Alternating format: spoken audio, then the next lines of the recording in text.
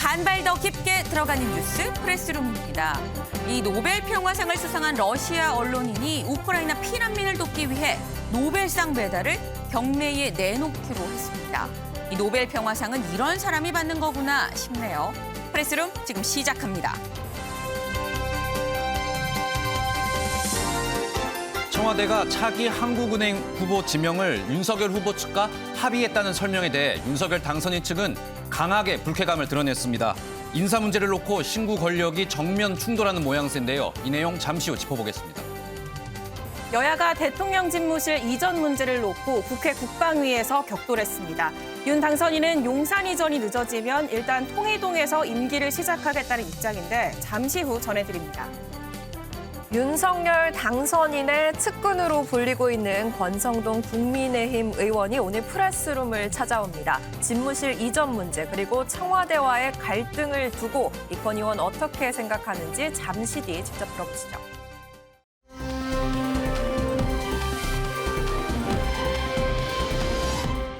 날씨부터 알아보고 오겠습니다. 네, 오늘은 종일 파란 하늘 보기는 어렵겠습니다. 현재 서울은 영상 8도로 종일 서늘함만 감돌고 있습니다. 내륙을 중심으로는 빗방울이 떨어지기도 하겠습니다. 또 대기가 정체되면서 중서부를 중심으로는 공기질도 좋지 못합니다. 오늘 오후 1시를 기준으로 대전이 47, 충북 40, 대구도 36 마이크로그램 보이고 있는데요. 먼지 농도는 점점 짙어지겠습니다. 밤에는 서울을 포함한 수도권과 경북 지역의 미세먼지 수치도 나쁨 단계 보이겠습니다. 내일도 먼지 상황은 크게 나아지지 못합니다. 중서부와 충북, 대구는 종일 공기질 좋지 못하겠고요. 충남과 광주는 오전 한때 대기가 탁하겠습니다. 내일 낮부터 따뜻한 남서풍이 유입되면서 전국적으로 기온이 오름세를 보이겠습니다. 내일 서울이 한낮에 14도 보이겠고요. 주 후반에는 20도 안팎까지 껑충 오르겠습니다. 금요일 오후부터 제주도를 시작으로 밤에는 그 밖에 전국에 비가 내리겠습니다. 최근 중부 내륙을 중심으로 서리가 관측되고 있습니다. 내일 새벽에도 중부를 중심으로는 서리가 내릴 테니까요. 농작물 냉해 피해 없도록 조심하시기 바랍니다. 지금까지 남산공원에서 날씨 전해드렸습니다.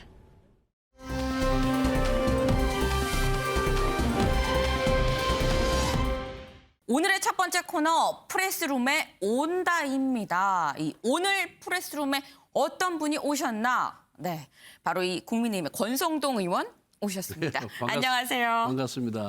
바쁘셔서 모시기가 보통 힘들었던 게 아닙니다. 네, 오늘 바쁜 시간 내주셔서 너무 감사하고 하지만 또 우리한테 주어진 시간이 짧다 보니까 좀 이 송곳 질문 드리도록 하겠습니다. 이 먼저 첫 번째 권성동 의원이 요즘 호가 하나 생기셨어요. 뭐죠? 윤핵관이라고. 그 호는 뭐 오래전에 생기던데. 네, 근데 이 윤핵관이라는 저한테는 사실 윤멀관입니다라고 하셨었는데 그 보니까 지금 윤핵관 지금 얘기가 나오고 보니까 이 집무실 이전 발표한 일요일 저녁에 당선인하고 만찬도 같이 하셨더라고요. 그는 뭐 거의 핵심 멤버들이 다 이렇게 모였던데 무슨 말씀하신 거예요? 그날 뭐 당 대표, 원내대표, 지도부 네. 하고 당선인하고 만찬하는데 네. 한 자리를 줘서 제가 이제 끼어들었는데요. 네. 우선 뭐 당선인께서는 이 정권 교체에 앞장선 당 지도부의 노고에 대해서 감사하다는 말씀을 하셨고 네. 앞으로도 이 정부가 윤석열 정부가 성공하기 위해서는 당의 든든한 뒷받침이 필요하니까 좀 많이 도와달라 네. 그런 말씀을 하셨고 우리 의원들은 이제 지방선거가 앞두고 있으니까 이 지방선거의 중요성 이런 부분에 대해서 논의를 했습니다. 집무실 이전 문제에 대해서 좀 당에서 좀 서포트를 좀 해달라 뭐 이런 말씀. 뭐 그렇게 구체적으로 말씀은 안 하셨고 그야 뭐 저기 당선인의 공약이었고 네. 또 그 공약을 이행하는 데 있어서는 우리 당이 뒷받침을 해야 되기 때문에 그 부분에 대해서는 뭐 특별한 말씀은 없었습니다. 사실 이 집무실 이전을 발표한 날 당일에 이 저녁에 또 만나신 거라 더더욱 집무실 이전 문제가 나오지 않았을까 하는 생각이 들거든요. 뭐 그 부분에 대해서는 이미 당선인이 결정을 해서 직접 브리핑까지 하면서 네. 국민들에게 설명을 했기 때문에 그 당위성에 대해서는 참석자 모두가 공감을 했고요. 네. 그리고 이 국민들 중에 또 불안해하시는 분들도 있고 또 오해하시는 분들이 있으니까 그런 부분에 대한 설명이라든가 홍보를 좀 더 적극적으로 해야 되지 않겠냐는 의견 교환은 있었습니다. 네. 제가 사실 그 집무실 이전 얘기를 자꾸 여쭤보는 이유가 지금 거의 뭐 전국의 핵입니다. 모든 이슈가 다 지금 블랙홀 같이 지금 집무실 이전으로 다 이게 집중이 되고 있어요. 근데 여기에 대해서 이전하는 건 좋은데 좀 너무 급박하게 가는 거 아니냐 이런 얘기가 사실 나오거든요. 좀 시일을 두고 찬찬히 이전해도 되는데 꼭 이렇게 시일을 맞추려고 하는 이유가 뭐냐라는 얘기. 그거 이제 민주당이 이제 주장하는 건데 네. 사실 청와대 이전 공약은 문재인 대통령이 2번이나 했어요. 네. 그런데 결국은 이행 실천을 못했죠. 네. 그래서 국민에게 사과를 했습니다. 그런데 윤석열 후보가 문재인 대통령의 공약을 그대로 공약을 했어요. 네네. 그러면은 이 경호 문제 뭐 여러 가지 문제를 다 검토한 후에 공약을 내걸었을 거 아닙니까? 네. 그런데 이번마저 공약 이행을 안 한다 그런다면은 국민들이 보기에 뭐라 그러겠어요? 문재인도 윤석열도 대통령이 되기 위해서 국민을 속인 거 아니냐 이렇게 반응을 보일 거 아닙니까? 네. 그러니까 윤석열 후보는 자기가 한 약속은 정말 불가피한 상황이 아니면 꼭 지키겠다는 것이 당선인의 굳은 철학입니다. 네. 그래서 되자마자 청와대를 해체하겠다 그런 거예요. 이건 이전 문제가 아니라 해체 문제다. 무소불위 권력을 가진 청와대 그리고 구중궁궐의 청와대 네. 음습한 그런 이미지를 풍기는 청와대 소수가 권력을 독점하는 청와대 이걸 해체하는 데 중점을 둬야지 이제는 부차적인 문제거든요. 근데 해체하는 것도 좀 속도 조절을 좀 준비가 잘 된 아니, 다음에 근데 해야 되는 거 아니냐. 문재인 대통령도 공약을 했다가 들어간 후에는 결국 못 나왔지 않습니까? 윤석열 후보도 마찬가지예요. 들어가면은 네. 못 나온다는 걸 누구보다 잘 알고 있으니까 처음부터 자기는 약속 이행을 하겠다. 네. 사실 뭐 청와대에서 국민한테 사과하고 청와대에서 근무하면 얼마나 좋아요. 좋지만은 그거는 문제가 있다고 생각하는 것이고 또 윤석열 후보가 검사 시절에 전직 대통령도 수사를 하고 살아있는 문재인 권력도 수사를 많이 했지 않습니까? 네네. 그 수사 과정에서 이 청와대의 구중궁궐 청와대 소위 제왕적 대통령 권력을 갖고 있는 이 청와대의 문제점을 많이 발견을 하고 이런 식으로 대통령 정부를 운영하다가는 이 국정 운영이 실패로 끝난다. 실패한 대통령이 된다는 거를 네. 여전히 느낀 거예요. 그래서 일반 오피스에서 일반 사무실에서 참모들과 어울리면서 근무하는 것이 소수가 권력을 독점하는 그런 국정 운영보다는 훨씬 더 낫다.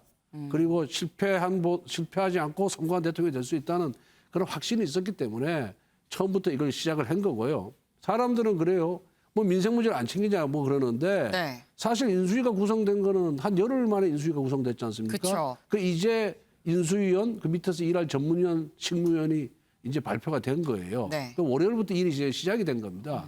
그래서 이 부분은 민생 문제, 뭐 코로나 문제 등등은 이제 인수위에서 하나씩 해결할 겁니다.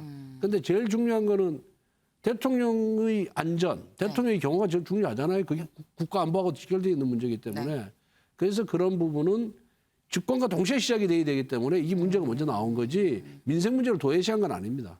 근데 시중에서는 이걸 두고서 뭐 어제 국방위에서도 나왔던데요. 무속 얘기까지 나왔던데요. 정말 어이가 없죠.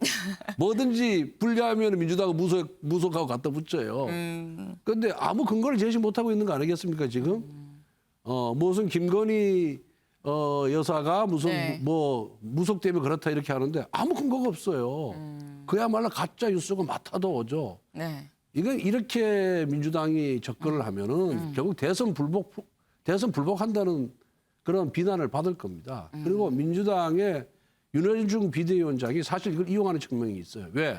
지금 윤호중 비대위원장 체제에 대해서 민주당 내에 많은 의원들이 지금 속이 부글부글 끓고 있거든요. 대선 패배에 책임 있는 사람이 무슨 비대위원장이냐. 그만둬라. 내부 단속을 위한 예, 뭐 그러니까 그 그런 거다. 내부의 불만을 외부로 돌리기 위한 방편 수단으로 이걸 지금 이용하는 거죠. 저는 그렇게 보고 있습니다. 네. 근데 사실 이 집무실 문제가 지금 계속 이 강대강 대치 국면이 되면서 그 다음으로 좀 걱정이 되는 게 사실 회동 문제입니다. 예. 이 회동이 한번 뭐 수년이라고 얘기를 했지만 기약이 없어요. 이번 주 안에 만날 수 있을까요? 그러니까 새로운 정부가 출범하면은 물러가는 정부는 그 정부가 일을 잘할 수 있는 여건과 상황을 만들어주는 것이 정치 도의예요. 네. 그런데 문재인 대통령이 공약했던 청와대를 해체하고 다른 곳을 이전하겠다 그러면은 문재인 대통령 입장에서는 적극 지원해줘야죠. 아, 내가 했던 공약을 나는 못 지켰지만 새로운 당선자가 지키겠다 그런다면은 이 적극적으로 지원을 해줘야 되는데 지금 발목을 잡고 있잖아요. 근데 그쪽에서는 또 점령군이냐 왜 논의를 안 하고 그냥 발표를 하냐 또 이러더라고요. 어차피 새로운 정부에서 해야 될 일 아니겠어요. 그러면은 그런 부분에 대해서 좀 흔쾌하게 도와주고 그리고 만나자 그래야 되는데 대통령과 당선인이 만났는데 아무런 성과도 없고 팽팽하게 의견 대립만 있었다. 네. 그러면은 대통령도 손해고 당선인도 손해인 거예요. 그래서 이 부분에 대해서는 물밑 접촉을 통해서 어느 정도 의견의 일치를 본 후에 그리고 만나서 지연 발단적인 부분을 한꺼번에 해결해야지 중요 사항이 해결되지 않은 상태에서 만나는 건 저는 의미가 없다고 봅니다. 그럼 그래서 결국 서로가 자기 주장하는 것을 노출만 시키는 거 아니에요. 예. 그럼 그래서 이번 주 회동은 어려운 거죠. 아니 뭐 청와대에서만 자기 생각을 바꾸면 되죠. 왜냐하면은 처음에 박수현 네. 대변인이 오전에는 오케이 했거든요. 네. 적극 도와주겠다고 했다가 네. 오후에 저 국가안보회의를 열은 다음에 입장이 바뀌었단 말이에요. 네. 그럼 왜 바뀌었겠냐? 그는 그 박수현이죠. 박수현 소통수석. 네, 박수현 대변인이 소통수석이 문재인 대통령과 교감 없이 언론에 브리핑하지 않았을까? 오전에 도와주겠다. 우리는 못했지만 당선인 측에서 한다면 우리가 도와주겠다는 그 브리핑은 대통령과의 교감하에 나온 거예요. 아니 근데 그러면은 양쪽의 의견이 다르면 서로 한 발씩 좀 물러나야 되는데 이 청와대에 달려있다 그러면은 입장은 처음에 그대로. 이거는 당선인이 1호로 네. 당선되자마자 1호로 지금 시행하겠다는 거 아니에요. 그럼 여기서부터 밀리기 시작하면은 한도 끝도 없이 밀리는 거죠. 그러니까 이거 지금 흔드는 거예요. 대선 불복 프레임을 걸어가지고 지금 우리 새로운 정부를 지금 흔들려는 그런 시도입니다. 민주당에서. 이거는 양보할 사안이 있고 안 할 사안이 있죠. 예. 지금 이거는 양보가 아니라 양보는 문재인 대통령이 해야 되는 겁니다. 지금 말씀해 주신 건 집무실 이전 문제를 더 주로 놓고 말씀을 하신 것 같은데 사실 회동에 있어서 이 가장 주요한 의제로 나왔었던 거는 MB 이명박 전 대통령 사면 얘기였었어요. 아니 그거는 제가 들은 바에 의하면은 네. 청와대 측에서 오히려 그걸 거론해 주기를 원한 거예요. 왜? 김경수 사면해 줘야 되니까. 김경수 전 지사 사면해 줘야 되니까 오히려 원한 거예요. 얼마든지 사면 건의를 해라. 요청을 해라.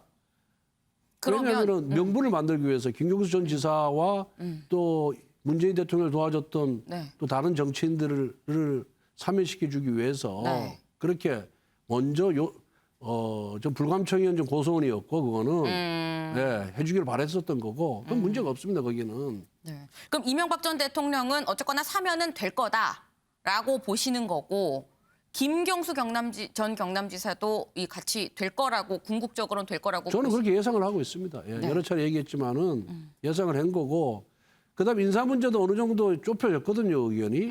그래서 만나기로 예정이 돼 있었는데 갑자기 이제 우리가 일요일 날 기존의 청와대를 해체하고 국민에게 돌려주겠다라는 네. 것을 발표하니까 월요일 날 그렇게 오전에는 찬성, 오후에는 반대. 이게 지금 문재인 청와대의 입장 변화입니다. 네.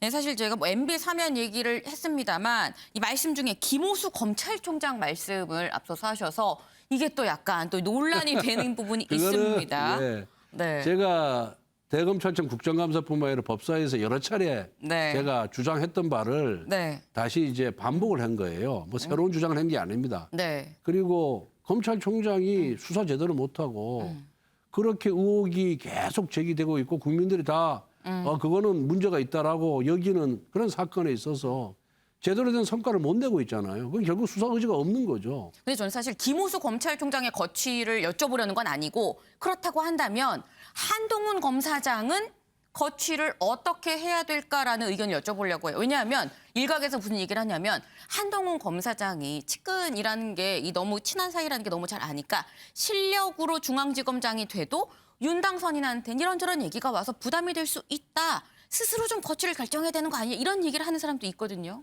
그거는 이제 민주당이 사실 3년 이상 한동훈 검사장을 아무 이유 없이 합리적인 이유 없이 그야말로 정치 보복을 했잖아요. 그래서 한직만 계속해서 발령을 냈습니다.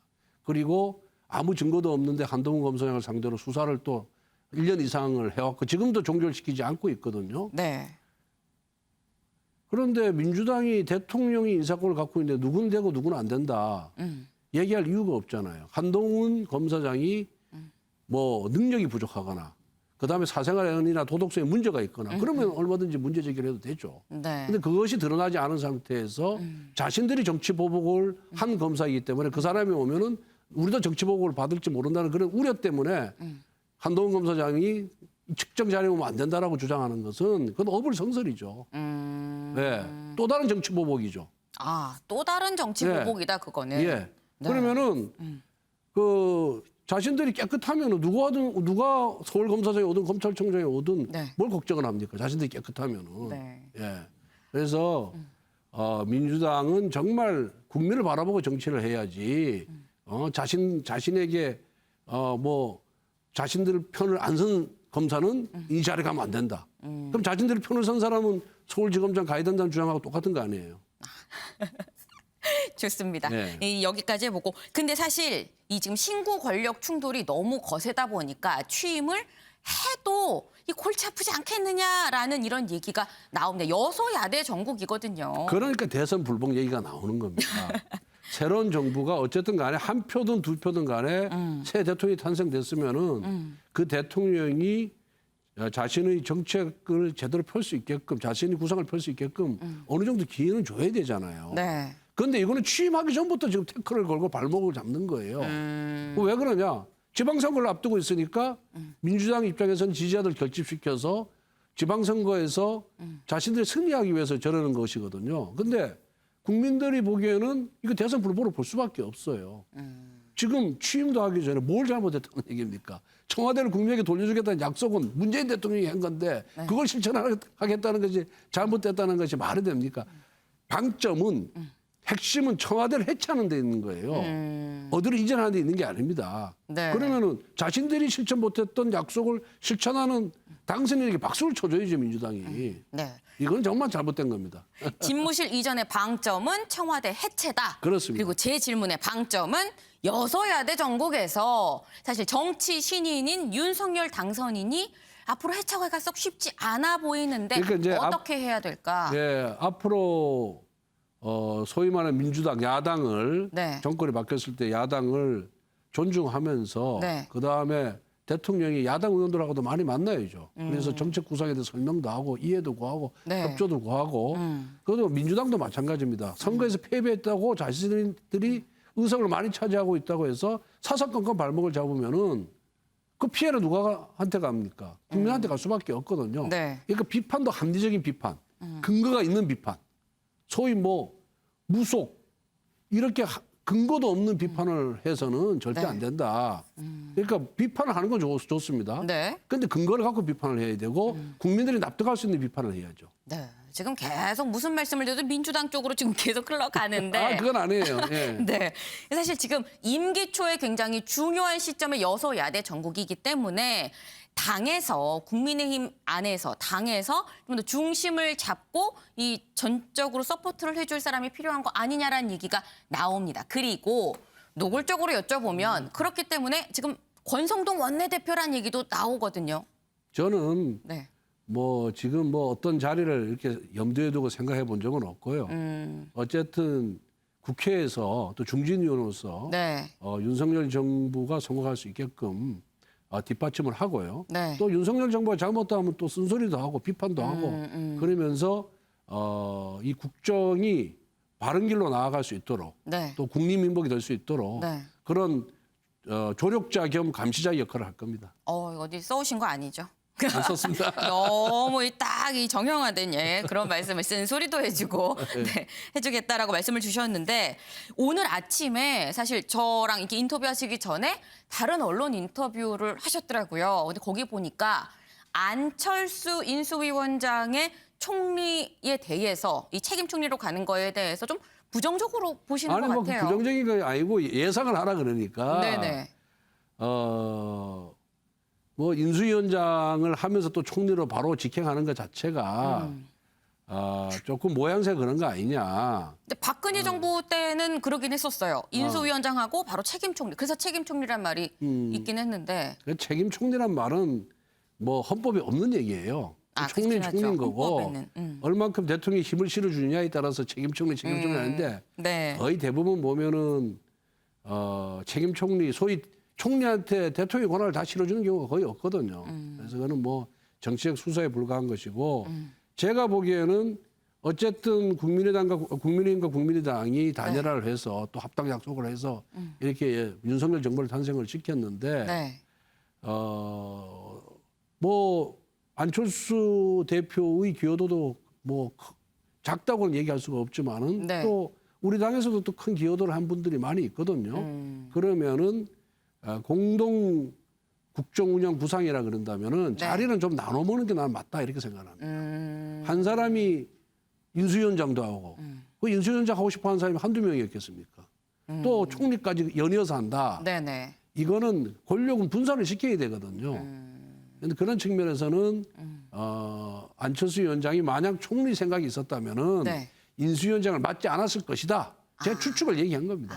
이 본인 개인 생각이다라는 점을 말씀을 지금 해주신 건데 지금 당에서도 총리를 할 인재가 있지 않겠느냐라는 기여한 사람이 많다라고 말씀을 주셨어요. 그러면 이 다음 총리는 정치인 총리를 좀 가는 게 맞는 것 같다라는 생각이 있으신 걸까요?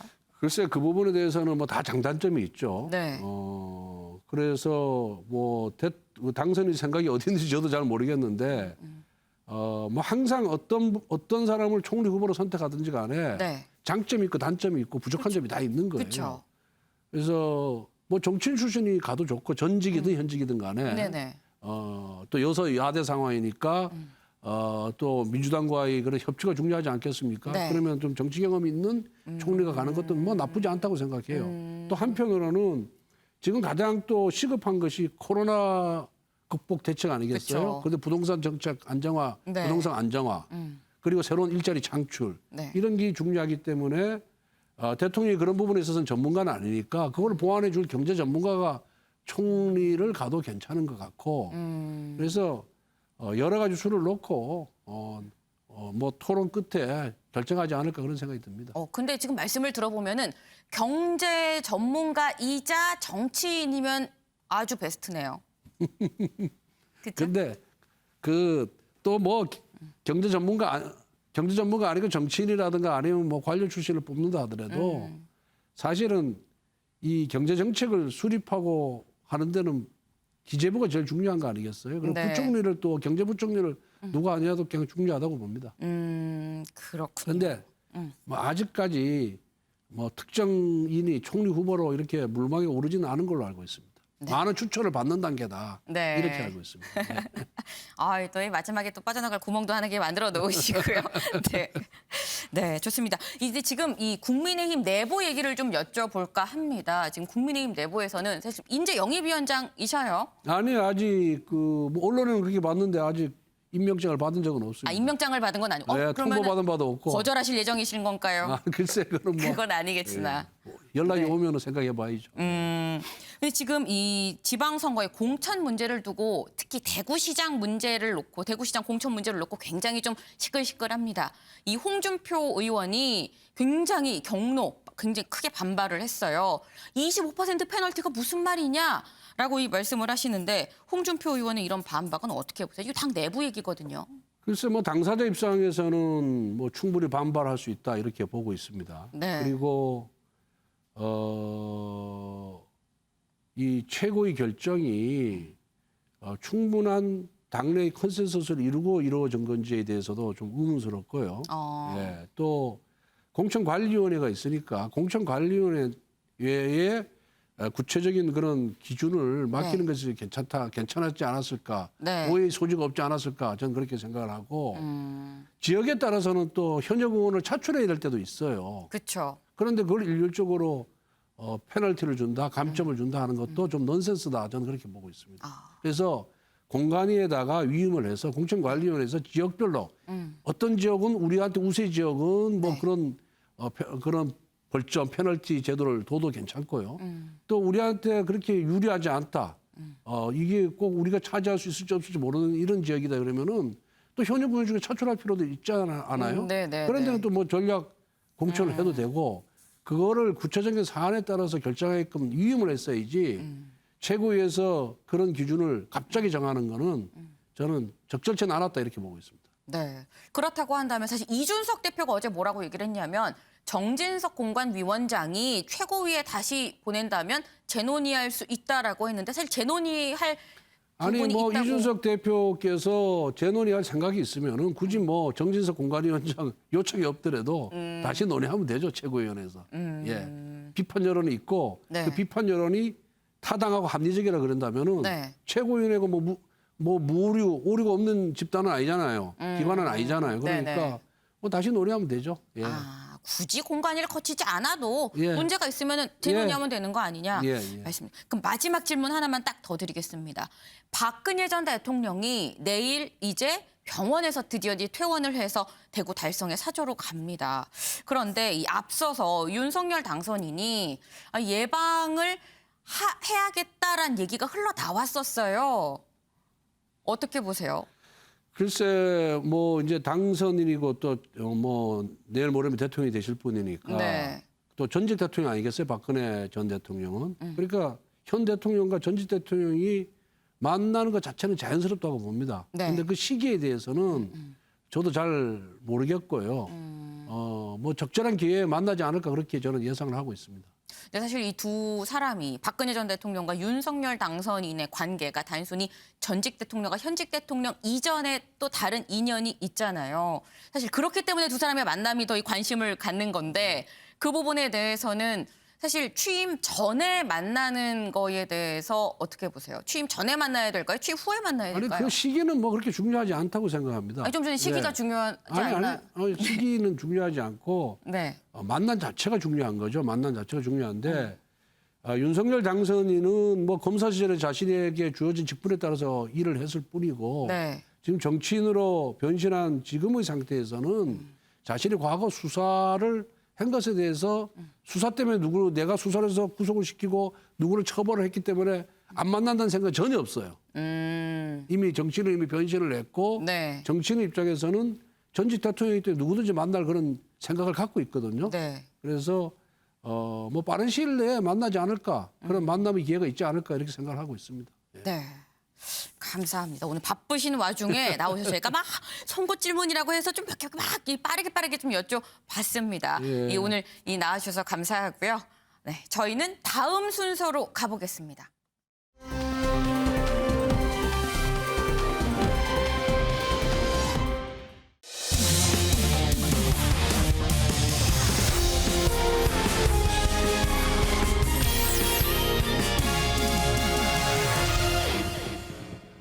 네, 즐거운 큐시트웨이 시간입니다. 오늘은 즐거운 데다 알차기까지 하지 않을까 하는 생각을 좀 해봅니다. 이 오늘의 첫 번째 아이템 김현 기자가 준비했죠? 네, 그렇습니다. 첫 번째 아이템은요. 윤석열 측이 추천했다 대 우린 추천한 적 없다입니다.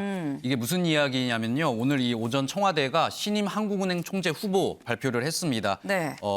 이창용 IMF 아시아태평양 담당 국장이 일단 후보로 내정이 됐는데요. 네. 하지만 이 발표를 두고 청와대는 우리는 추천을 받았다는 입장이고 윤석열 당선인 측은 추천한 적이 없다. 오, 이렇게 네. 이야기가 엇갈리면서 지금 양측의 긴장감이 최고조에 달한 것 같습니다. 어떤 이 설전을 넘어서 지금은 뭐 거의 진실 게임 공방까지 뭐 벌어지는 그런 모습으로 흘러가고 있는데요. 네. 우선 청와대 발표 모습부터 보고 이야기 이어나가겠습니다. 문재인 대통령은 오늘 한국은행 총재 후보로 이창용 국제통화기금 아시아태평양 담당 국장을 지명했습니다. 경제, 재정 및 금융 전반에 대한 풍부한 식견과 경험, 글로벌 네트워크와 감각을 바탕으로 국내외 경제, 금융 상황에 대응하는 효율적이고 안정적인 통화 신용 정책을 통해 물가와 금융시장 안정에 기여할 수 있을 것으로 기대합니다. 네, 앞서 보신 이 발표, 사실 이 발표까지는 거의 문제가 없었습니다. 네. 청와대가 뭐 저렇게 협의를 했다 이 발표에 지금 당선인과 청와대가 물밑으로 계속 인사와 관련해서 어떤 교감을 가지고 있구나 네. 이런 이야기가 또 나왔고요. 또 이와 더불어서 이제 분위기가 좀 좋으니까 이제 당선인과 대통령의 어떤 회담까지 이어지는 거 아니겠냐, 회동까지 네. 진행이 되지 않겠냐 이런 좀 희망적인 예측도 나오기도 했었는데요. 저희가 소개해드릴 잠시 후에 이어지는 이야기로 이제 분위기가 완전히 바뀌기는 했었습니다. 잠시 후의 얘기로 분위기가 완전히 바뀐다. 이 아마도 윤석열 당선인 쪽의 얘기일 것 같아요. 윤 당선인 쪽에서는 우리는 추천 안 했다. 지금 이러고 있다는 거잖아요. 네, 그렇습니다. 이 곧바로 윤석열 당선인 측에서 입장을 내놨는데 이 네. 발언으로 이 조금 화기가 좀 애매하게 흘러갈 뻔했던 분위기가 180도 변했습니다. 저희 프레스룸도 윤석열 당선인의 최측근이죠. 이 장제원 비서실장과 통화로 네. 이 내용을 직접 확인을 했는데요. 네. 장제원 비서실장 같은 경우에 이번 이 발표에 대해서 굉장히 좀 격앙된 반응을 보였습니다.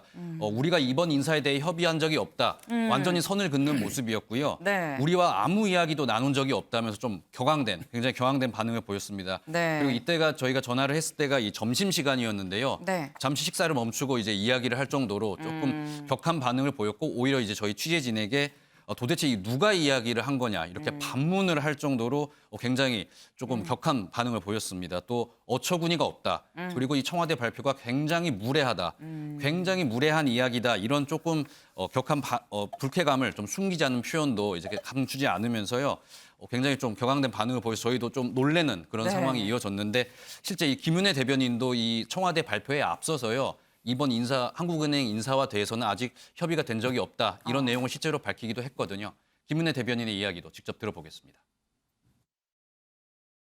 한은 총재 인선과 관련해서 보도가 여러 나왔었죠. 이거를 청와대 문재인 대통령과 윤석열 당선인과의 그런 만남에 앞선 전제 조건처럼 거론됐던 보도도 봤습니다만 인선과 관련한 윤석열 당선인의 입장은 그때나 지금이나 마찬가지입니다. 저희는 한은 총재의 경우 또 다른 부분까지 포함해서 말씀드릴 계기가 있을 텐데 윤석열 당선인이 특정 인사를 추천한 적이 없습니다. 네, 저희도 이제 기자들도 사실 오전에 좀 혼란스러웠던 게 네. 김은혜 대변인의 저 발표 이후에 청와대에 이 협의가 있었다 발표가 나와서 맞아요. 저희도 이제 이게 조금 얘기가 맞지 않구나 이러면서 좀 의심을 좀 했었는데요. 김은혜 대변인이 모르는 거 아니야? 뭐 이런 그렇습니다. 생각을 예. 했기도 했어요. 김은혜 대변인에게 이 소식이 좀 전달이 안 된 거 아닐까 네. 뭐 이런 추측을 하기도 했었는데 곧바로 장제원 비서실장이 저렇게 또 반박을 했고요. 장제원 네. 비서실장 이게 좀 부족하다고 생각을 했는지 2시 30분쯤에 점심 식사를 마치고 네. 이 인수위 근처에 기자들이 있는 천막을 찾았습니다.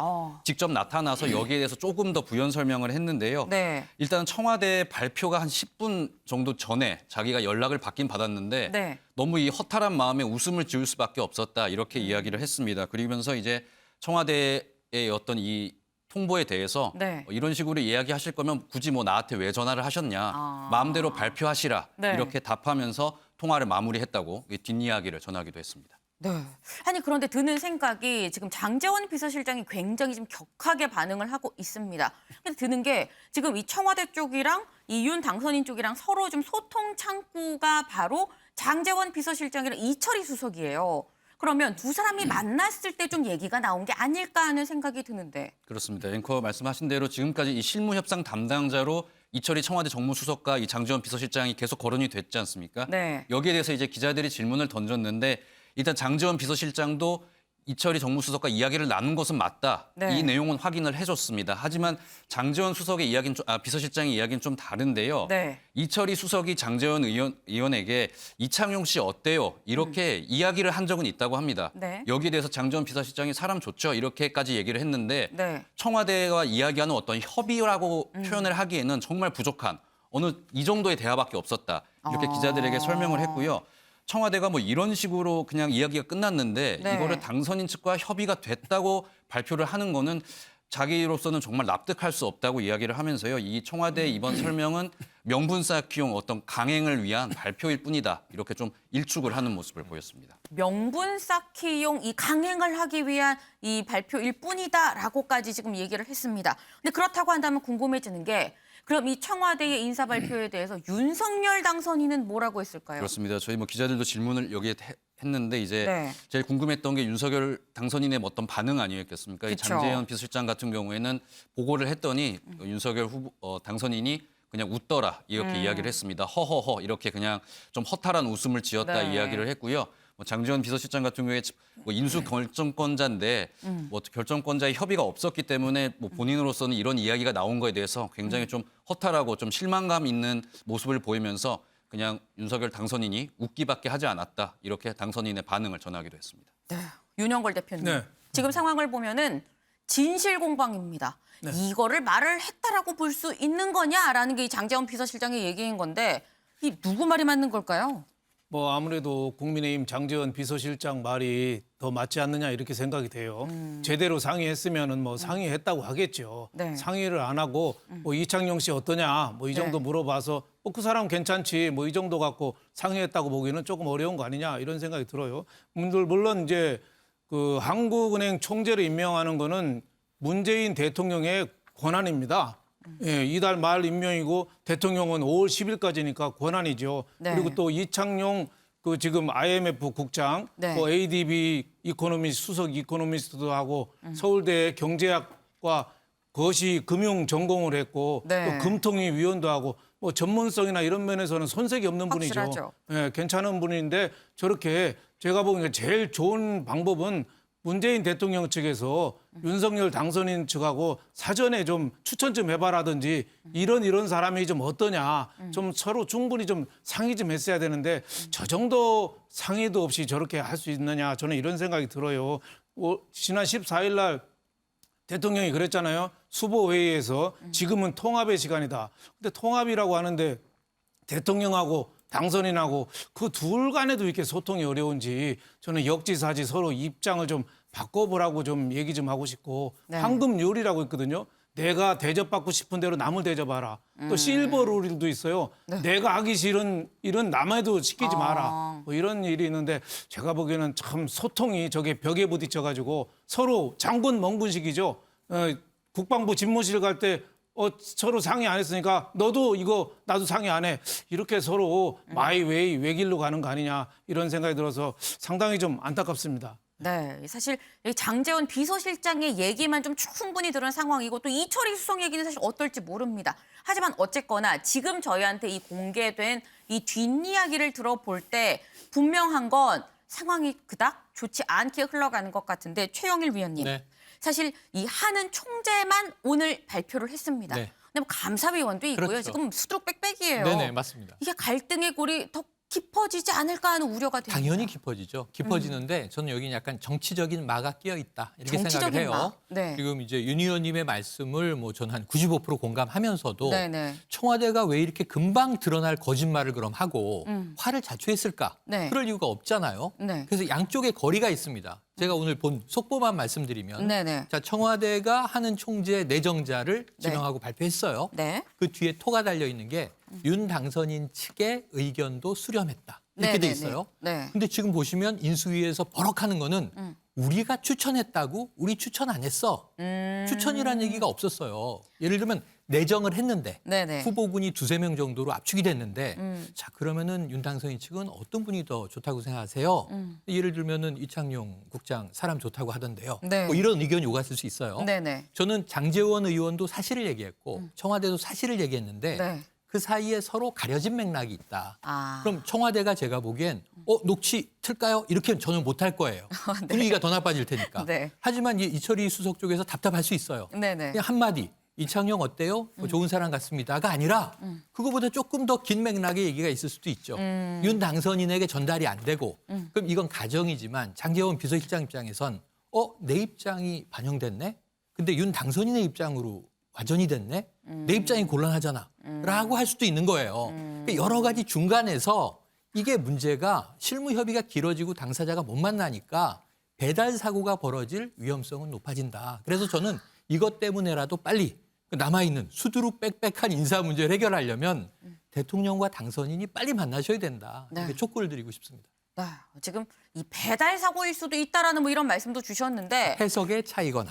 네, 해석의 차이거나 배달 사고일 수도 있다. 뭐 이런 말씀을 지금 주셨어요. 하지만 좀 분명한 건 어쨌거나 양쪽이 그다지 많이 만나서 좀 심도 있게 논의를 한 것만은 분명히 아닌 것 같은 생각이 듭니다.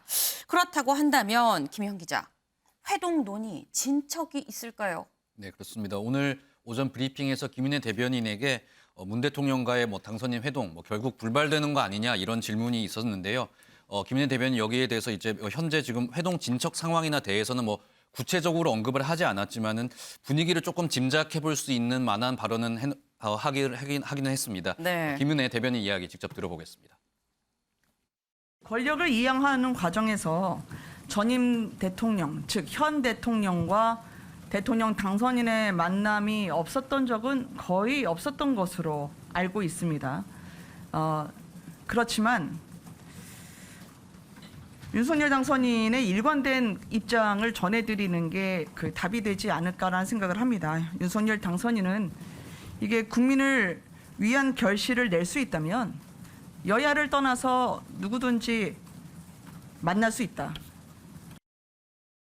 네, 김은혜 대변인.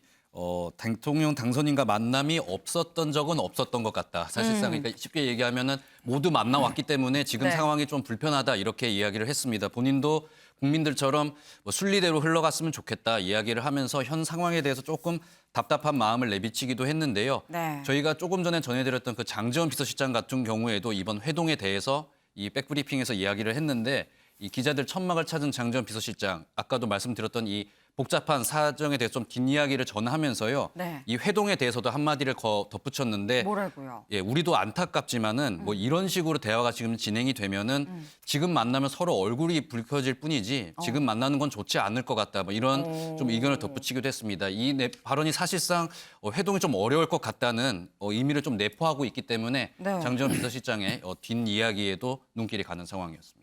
네, 지금 만나면 오히려 더 얼굴을 붉히는 게 안 좋은 거 아니냐. 이 굉장히 좀 이 분위기가 안 좋은 이 상황입니다. 그런데 지금 장제원 비서실장이 지금 이 한은 총재 인사에 대해서 굉장히 격하게 반발을 하는 건 사실 청와대 쪽도 윤석열 당선인 쪽도 두 사람 회동에 뭐가 의제가 있다라고는 얘기를 한 적이 단 한 번도 없습니다. 하지만 오히려 지금 이런 상황이 글쎄요, 인사권이 두 사람 회동에 결국 의제, 조건이었던 거 아니냐라는 해석이 또 가능하기도 하거든요. 그렇습니다. 이 회동 조건으로 인사권이 회동 조건인가 이런 질문도 있었는데요. 네. 일단 장제원 비서실장 같은 경우에 좀 교과서적인 답변이긴 했지만요. 네. 지금 뭐 감사위원 누구 주고 뭐 한은 총재 누구 주고 이 자리를 몇 사람 내주고 받아오는 게 이 회동의 조건은 아니다 이렇게 이야기를 했습니다. 네. 그러면서 좀 강조를 하는 게 이 진정성에 대해서 강조를 했는데 진정성. 그렇습니다. 이 기본적인 신뢰가 회복이 돼야 네. 이 회동이 가능하다, 대화가 가능하다면서 이 진정성을 좀 강조하는 모습을 보였습니다. 네. 그러면서 이 또 일부 기자들이 이 오히려 아니면 좀 다르게 해석을 해보면 청와대에 오늘 협의했다는 이 발표가 네. 청와대가 좀 당선인에게 화해 제스처를 보내는 거 아니냐, 뭐 이렇게 네. 선의 아니겠느냐 이런 네네. 질문을 하기도 했는데요. 장제원 비서실장 여기에 대해서는 조금 좀 당황해하면서요, 황당하다는 좀 반응을 보이면서 이게 뭐 선의일 수도 있는데 네. 받는 사람 입장에서 생각했을 때 우리가 선의여야지 선의로 해석할 수 있지 않겠냐 이런 오히려 좀 반문을 내놓기도 했고요. 과거에 문재인 대통령이 청와대의 문은 항상 열려 있다. 조건 없이 대화하자. 이런 이야기는 정말 선의가 될 수 있지만 오늘 청와대의 오늘 오전 발표 같은 경우에는 우리 입장으로서는 도저히 선의로 받아들일 수 없다. 납득할 수 없다면서 어떤 이런 질문에 대해서는 일축하는 모습 보이기도 했습니다. 네, 이 회동의 조건을 물었더니 지금 진정성을 장제원 비서실장은 지금 얘기를 했습니다. 윤영을 대표님. 네. 지금 김은혜 대변인은 뭐 역대 당선인하고 대통령이 안 만난 적이 있습니까라고 얘기를 했습니다만 역대 처음으로 못 만나는 거 아닌가 하는 우려가 들어요. 이 감정 싸움까지 번진 것 같은데요. 네, 그게 많이 걱정이 되죠. 하지만은 뭐 저는 5월 10일 이전에는 뭐 만나지 않겠느냐 이런 생각이 드는데 감정의 골이 너무 좀 심하죠. 네. 특히 이제 이명박 대통령 사면 문제, 거기에 김경수 전 경남도지사 사면까지 같이 좀 얽혀 있잖아요. 네. 그리고 이번에 그 인사 문제, 감사위원이라든지 인사 문제, 또 하나는 국방부 청사로 집무실 이전하는 문제 네. 하나하나가 다 지금 얽혀 있어요. 그래서 문재인 대통령하고 윤석열 당선인은 저는 미니 시리즈로 말하면은 지금 시즌 3다. 시즌 3. 시즌 3. 시즌 1에서는 밀월기예요. 네. 검찰총장 되기 전까지 적폐청산 수사하고 할 때는 네네. 정말 좋았잖아요. 네. 그래서 여주지청장 하는 사람을 중앙지검장 발탁하고 검찰총장 발탁하고 시즌 1은 밀월기죠. 네. 시즌 2는 갈등 고족이죠. 그때 검찰총장 하면서 조국 수사하고 뭐 계속 추윤 갈등, 추미애랑 갈등 계속 있다가 결국은 그만두고 대선 출마도 하고 대통령까지 당선되는 게 어떻게 보면 시즌 2고 네. 지금은 시즌 3. 최후의 승부라고 저는 보여져요. 최후의 승부. 근데 두 분이 사이가 서로 가슴에 좀 얽힌 것도 많고 네. 또 특성상 원칙주의자라는 점이 또 좀 특성이에요. 그러니까 좀처럼 자기 기준에서 양보를 좀 안 하는 정치적인 아량이나 포용력이 좀 적은 거 아니냐. 저는 이런 생각이 들어서 누구를 더 나무라겠어요. 지금 뭐 대통령 당선인 측에서는 전임 인수인계 타다기 전에 앞으로 미래를 좀 더 설계하고 미래를 좀 보고 가라. 이런 얘기를 좀 해주고 싶고 네. 문재인 대통령 측에서는 이제 떠나는 시간 아니냐. 이제 일몰 시간이고 해가 지는 개와 늑대의 시간이잖아요. 해 질 때는 개랑 늑대랑 구별이 안 되는 시간이잖아요. 이제는 짐을 싸서 인수인계에서 뒷모습이 아름답게 떠나는 건데 끝까지 저렇게 인사권하고 모든 걸 움켜쥐고 싸움하고 있냐. 그래서 참 안타까워서 빨리 좀 미래를 보고 얼른 좀 손을 잡아라. 이런 말씀을 좀 드리고 싶습니다. 양쪽 다 누구 하나 잘한 사람이 없다라고 좀 이 질타를 해주셨습니다.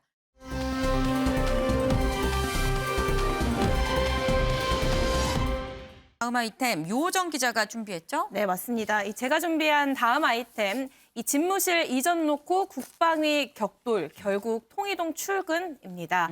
어제 긴급 소집된 국회 국방위에서도 여야가 이 집무실 이전 문제를 놓고 격돌했는데요. 문 대통령과 윤 당선인 간의 신구 권력 갈등이 이 여야로 옮겨져서 국회로 번지는 양상입니다. 어제 주요 발언 모아봤습니다. 군사작전 하듯이 이렇게 졸속으로 이전하는 것, 여기에 이제 큰 문제가 있고 이거는 안보 공백을 반드시 초래할 수밖에 없다. 북한의 미사일이 더 큰 안보 위협이지 청와대 국방부 이전이 용산 이전이 더 큰 안보 위협이라고 생각이 안 드는데, 오죽하면은 윤석열 후보를 지지했던 전직 합참의장, 전직 국방장관 11분이나 이거 안 된다고 얘기했겠습니까? 왜 이것을 지금 현재 국정 공백이니 안보 공백이니 하면서 이 발목 잡기를 하는 저는 이해할 수가 없습니다. 네, 민주당은 졸속 작전 하듯이 이렇게 졸속으로 이전하는 것은 문제가 있다면서 안보 공백 우려를 집중적으로 제기를 했고요. 네. 여기에 국민의힘은 실제 군사 대응을 하고 있는 합참이 안보 공백이 없다는 입장이라며 과장된 정치 공세라고 맞받았습니다. 네, 이 어제 저희가 방송에서 전해드렸던 게 지금 이 집무실 이전 문제를 놓고 국방부가 지금 고래 싸움에 낀 새우가 됐다. 이 얼마나 곤혹스럽겠냐라고 말씀을 드렸는데 유호정 기자, 이 어제 보니까 국방위에 출석한 국방부 장관이 이 새우가 됐더라고요. 네, 참 난감해하는 모습을 볼 수 있었는데요. 네. 이서욱 장관이 군사시설인 지하벙커 관련 질문을 받고 여기에 대답을 하지 못해서 난처한 상황이 연출됐습니다. 어떤 질문이었고 이유는 뭐였는지 영상으로 함께 확인해 보겠습니다. 용산 국방부 내에 지하벙커 있어요? 좀 얘기를 안 했으면 하는 게 이제 저희들 생각인데 뭐 그렇습니다. 그 지하 통로 있어요? 의원님, 그런 말씀은 좀 제가 비공개로 해주시거나 개별적으로 했으면 좋겠습니다. 지금 저 장관님의 지금 답변이 아주 적절한 답변입니다. 조감도 놓고 지하 벙커 위치가 어디에 있으며 지하 통로가 어떻게 구성돼 있으며 그런 얘기를 당선자가 했지요. 저는 기겁을 했습니다. 네, 민주당 김민기 의원의 질의였는데요. 이 질의에 서 장관 얘기를 안 했으면 좋겠다. 이 비공개로 하거나 아니면 개인적으로 물어봤으면 좋겠다라면서 난감해했는데요. 이런 난감해하는 서 장관을 향해서 김 의원 아주 적절한 답변이다. 그런데 그 답변을 당선인이 했다, 기겁을 했다라고 얘기를 합니다. 결국 이 질문, 답변을 듣기 위한 의도가 아니라 윤 당선인의 이 발언을 겨냥한 의도였습니다. 어떤 발언이었는지도 함께 준비했습니다. 그리고 여기는 지금 여기도 지하 벙커가 있고 여기도 지하 벙커가 있고 비상시에는 여기 밑에가 다 통로가 연결이 돼 있기 때문에 비상시에는 여기서 NSC를 바로 할 수가 있습니다. 네, 지난 주말 브리핑 모습이죠. 실제로 이 브리핑 이후에 일각에서는 이렇게 윤 당선인이 일반인에게 알려져서는 안 되는 군사시설 위치를 노출했다라면서 군사기밀보호법 위반이라는 주장까지 나왔습니다. 하지만 사실 저 윤 당선인이 말한 저곳의 벙커 위치는 네. 그동안 이 합참 신청사 준공식 때나 다른 문건을 통해서 알려져 있는 곳이긴 합니다. 네. 그렇기 때문에 김은혜 대변인도 이 점을 언급하면서 반박을 했는데요. 이미 네. 많은 분들에게 공개가 된 바가 있고 또 이렇게 잔디밭을 하나 짚은 게 누출이라고 하는 거는 동의할 수 없다. 군 통수권자가 그렇게 소홀하지 않다라면서 반박에 적극적으로 나선 모습이었습니다. 네, 글쎄요. 사실 지금도 그런지 모르겠습니다. 불과 몇 년 전까지만 해도 이 지도에 청와대가 어디 있는지 표시가 안 돼 있었습니다. 그러니까 청와대라고 이렇게 지도에 적혀 있지 않고 좀 다른 말로 적혀 있거나 뭐 이런 식이었어요. 사실 청와대가 어디 있는지 모든 국민이 다 알지만 알면서도 이 지도에도 표기를 안 했던, 그러니까 공공연한 대외비였었던 건데 지금 이 집무실 이전 논란으로 대외 비밀인 내용이 다 좀 공개가 된 거 아니냐라는 지금 얘기가 나옵니다. 근데 최영일 위원님. 네. 사실 최초에 뭐 당선인이 이렇게 얘기를 한 것도 뭐 바른 행동은 아닐 수 있겠어요. 예, 예. 그런데 또 이걸 갖고 국방위에서 이 뭡니까? 국방부 장관님 이거 뭡니까? 라고 하는 이 상황이 이건 또 맞는 건가 하는 생각도 들고요. 아, 이거 윤 의원님 말씀을 그대로 인용해야 되겠습니다. 어떤? 누구 하나 잘한 사람이 없습니다. 근데 양쪽 다 잘못이죠. 자, 네. 문제는 뭐냐면 이게 문제예요. 네. 지금 이 과정이 낱낱이 언론에 보도가 되면서 제가 충격받은 게 뭐냐면 좀 군복무 전역한 지가 30년이 넘지만 네. 군복무 후에는 이게 부대 위치, 그렇죠. 부대원들의 뭐 인력 수 제가 복무하면서 알게 된 게 있거든요. 네네. 밖에서 얘기하면 안 된다 이렇게 배웠고 네. 지금도 조심스러워요. 네. 그 부대명을 제대한 지 지금 30년 지났지만 전 3758 부대 복무했습니다. 이렇게 이 공식화되어 있는 숫자로만 얘기하거든요. 네네. 이게 뭐 몇 전투 비행단입니다. 이런 얘기 네네. 못한단 말이에요. 그런데 이번에 보면 이렇습니다. 국방부 청사에 10개 부대에 4천여 명 직원이 일하고 있다. 이렇게 알려졌는데 점점점 정확해지면서 16개 예하부대에 6,500여 명이 근무하고 있다. 이거 다 기밀이에요, 사실은. 1급이 아니라 2급이라 하더라도. 네네. 근데 국방부 하면 우리 군의 총 수뇌부인데 뭐 합동참모본부 마찬가지로 낱낱이 지금 이렇게 기사화되고 있고 이게 옮겨가려면 과연 500억이 드는 것이냐, 1조 원이 드는 것이냐 재원 분석하면서 네. 여기는 EMP탄 방어 체계가 있고 뭐 C4I 어떤 시스템이 있고 소프트웨어 하드웨어 옮기는데 얼마가 들 거고 아니 이걸 지금 서로 공개를 하고 있으면 네. 이거 어쩌겠다는 얘기냐. 그래서 저는 이 부분에 있어서는 정말 신구 권력이 비공개로 만나서 한번 서로 이제 뭐 국방부 5천억을 이제 보고했다. 근데 사실 아니다. 그런 얘기 하거든요. 비공개로 신구 인수위에 국방 담당 이 위원들이 만나서 네. 뭐 쭉 재원 분석을 하고 네. 이게 500억은 안 되는 거군요. 그렇다고 1조는 아니지 않습니까? 네. 그게 몇 천억 듭니다. 다만 이게 1단계로 5월 10일 직무 가능한 건 어느 정도까지. 그럼 사실 대통령이 일을 하려면 네. 이게 6월 며칠은 돼야 되겠습니다. 이게 시간 계획, 비용 계획을 잡은 후에 네. 국민에게 공개할 것들을 브리핑해야 되는데 서로 터뜨리다 보니까 네. 상대가 틀렸다고 결국은 군사 기밀들이 다 공개되고 있는 안타까운 양상이에요. 그래서 네. 이거는 누구 하나 잘했다고 보기 어렵다. 지금 즉시 비공개로 머리를 네. 맞대고 만나시라. 아까 그런 얘기 하셨잖아요. 지금 얼굴 맞대면 붉어질 일밖에 없다. 네네. 시간이 가면 점점 붉어지다가 5월 10일 날 네. 당선인과 대통령이 못 만나고 이 취임식에서 만나면 네. 얼굴이 화사할까요? 아, 그 생각하시면 지금 붉어지는 게 나아요. 네. 시간이 흐르면 점점 더 분위기는 험악해져요. 그래서 실무진도 지금 만나고 네. 대통령과 당선인도 더 늦기 전에 네. 가장 조속한 시일에 회동을 잡으시라고 당부드리고 싶습니다. 네. 참, 이 4시 13분 이 시간 이 문재인 대통령과 윤석열 당선인 뭐 하고 있을까요? 저희 방송 보면 참 좋겠다 하는 생각이 듭니다. 그런데 보니까 이 어제 국방위에서 이 굉장히 좀 곤혹스러웠던 국방부 장관, 이 서욱 국방부 장관 여기에 대해서 또 굉장히 또 이거는 확실하게 얘기를 했습니다. 북한의 서해상 발포 발사 이거 9.19 군사비 위반 아니냐라고 이 윤석열 당선인이 얘기를 했었던 바 있는데 여기에 대해서 이호정 기자 이거는 이 서욱 장관은 아니다, 위반이 아니다. 지금 이런 입장이에요. 네, 맞습니다. 어제 이 북한이 쏜 방사포 9.19 군사합의 위반이다라고 윤 당선인이 오전부터 언급을 했는데요. 네. 관련 질의를 받은 서욱 국방부 장관은 정반대되는 답변을 국회에서 내놨습니다. 어떤 발언이었는지 함께 들어보시죠. 지난 20일 날 저 북한이 방사포를 발사했잖아요. 예. 예. 그 방사포 발사 지점이 어디입니까? 서해 쪽입니다. 거기 서해 쪽이죠. 예. 그런데 그 서해가 9.19 군사 합의 그 지역 범위 내에 있어요? 아닙니다. 그보다 훨씬 북쪽입니다. 그러면은 해상 완충구역 이북에서 발사했겠네요. 예. 그러면 9.19 군사 합의 파기입니까? 아닙니다. 아닙니까? 예. 그런데 오늘 윤석열 대통령 당선인께서는 9.19 군사 합의 명확한 위반이다. 이게 속보가 떴는데 그건 아니라는 거죠? 국방부 예, 제가 입장은 그 속보를 보지 못했는데 국방부 합의한 입장은 지역은 아닙니다. 위반은 아니다.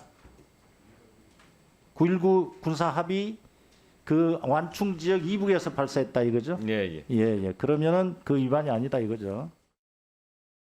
네, 국방장관이 이렇게 답변을 하자 여기에 윤 당선인 측 재반박에 나섰는데요. 이 금인의 당선인 대변인은 북한이 새해 들어서 10번이나 미사일을 쐈고 여기에 방사포를 발사했기 때문에 긴장 고도 의조가 맞고 그리고 정확한 낙하 지점이 명확하지도 않은 상황에서 군사합의 위반이 아니라고 하는 건 북한 감싸기로 볼 수밖에 없다라고 주장을 했습니다. 네, 지금 뭐 여기저기 다 부딪히고 있습니다. 근데 보니까 이 국방위에서만이 아니라 윤석열 당선인 출퇴근하는 이 통이동 앞에서 지금 기자들이 좀 진을 치고 있거든요. 이걸 두고도 지금 뭐 여야가 좀 티격태격하는 것 같아요. 네, 사실 신경전이라고 보기엔 조금 미세한 부분이 있긴 한데요. 이 네. 천막이 하나 세워졌습니다. 이름은 윤다방 또는 프레스 다방이라고 불리고 있는데요. 이 통이동 인수위를 지금 취재 중인 취재진들을 위한 대기 공간이라고 볼 수가 있겠습니다. 네. 지금 인수위가 사용하는 건물이 금감원 연수원 건물인데요. 여기가 원래 이 기자들의 출입이 금지된 곳입니다. 그래서 이 인수위 취재를 위해서 사실상 길바닥에서 이 기자들이 취재를 하고 있는 상황이었는데 여기에 대고 민주당에 좀 비판이 있었습니다. 그래서 이 1,000명이 넘는 청와대 출입 기자들이 어쩌라는 거냐라는 정청래 민주당 의원의 비판도 있었는데요. 그래서인지 윤 당선인이 직접 이 천막 프레스룸 설치를 좀 지시를 했고요. 오늘은 오전에 들려서 내부를 들러보면서 좀 기자들을 챙기는 모습을 보이기도 했습니다. 그러면서 자신이 임기 내 100번 이상 기자실을 들으려고 노력하겠다. 소통을 강조하는 모습이었습니다. 네, 임기 내 100번 이상 방문을 하겠다라는 약속. 이거 기자들이 녹취를 좀 했어야 되지 않나라는 생각이 들기도 합니다. 그 약속 꼭 지켜지면 좋겠고요. 근데 기자들 취재는 사실 좀 부차적인 문제입니다. 사실 이 당선인이 대통령이 되고 대통령이 된 다음에 근무하게 될 건물, 지금은 이제 통이동에서 취임을 하게 되는 건데 글쎄요, 이 통이동 건물이 취임을 한 다음에도 근무하기엔 좀 적절하지 않다라는 얘기가 계속 나와요. 이거 리모델링이라도 해야 되는 거 아닐까요? 네, 단순히 근무뿐만 아니죠. 여기가 대통령 임시 관저가 또 들어갈 곳입니다. 그래서 관저 설치를 내부에 할 수도 있다. 뭐 이런 얘기도 나오고 있고요. 그래서 리모델링, 공간 확보를 해야 되지 않냐라는 기자들의 질문도 있었는데요. 여기에 따르면은 이 인수위에 따르면은 방을 넓히는 등의 좀 필요 이상의 리모델링은 하지 않겠다라고 이 가능성을 일축한 상태입니다.